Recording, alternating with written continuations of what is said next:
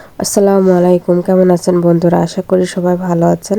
আজকে এত সব রান্নার আয়োজন কিসের জন্য সেটি আপনাদের সাথে শেয়ার করব। সেই জন্যই আমি চলে এলাম একটি নতুন ভ্লগ নিয়ে। এখানে আমি মাসকলাইয়ের ডাউল নিয়েছি, রান্না করছি। ডিম নিয়েছি 10-12টা।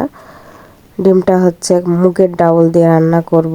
আমি তো একদিনেই বলেছি আমার কিছু ভালোবাসার মানুষ আছে যারা আমাদের সুখে দুঃখে সবসময় পাশে থাকে, হেল্প করে, যে আমাদের দুঃখে বা কষ্টে সুখের সময় সব কিছুতেই আমাদের সাহায্য করে, সাথে থাকে। তাদেরকে আমি আজকে খাওয়াবো, সেই জন্য আমি এত আয়োজন করেছি।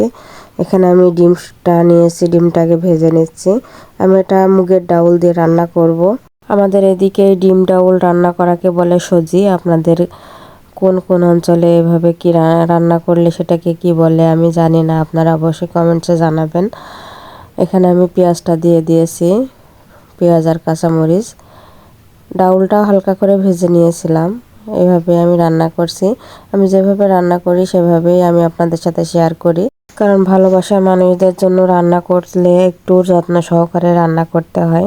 সেজন্য আমি অনেক সকালে উঠেছি, উঠে সমস্ত সকালের কাজ সেরে তারপর আমি চুলার ওখানে গিয়েছি। আমার রান্না করতে করতে প্রায় 3টা বেজে গেছে। আরও আমার অনেক কাজ থাকে, সেগুলাও করেছি এর মাঝে, রান্না করার মাঝে। সেগুলো আমি আপনাদের সাথে শেয়ার করতে পারি নাই। আমি এখানে গরুর মাংস ভুনা করেছি। গরু মাংসটাও প্রায় হয়ে আসছে। আমি গরু মাংস হওয়ার কিছুক্ষণ আগে এই কাঁচামরিচগুলো দিলাম, কারণ স্মেলটা ভালো আসে।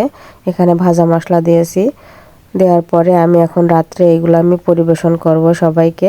কেমন হয়েছে আয়োজন অবশ্যই কমেন্টসে জানাবেন, আর আমার জন্য দোয়া করবেন। ভালো থাকবেন সবাই। আল্লাহ হাফেজ।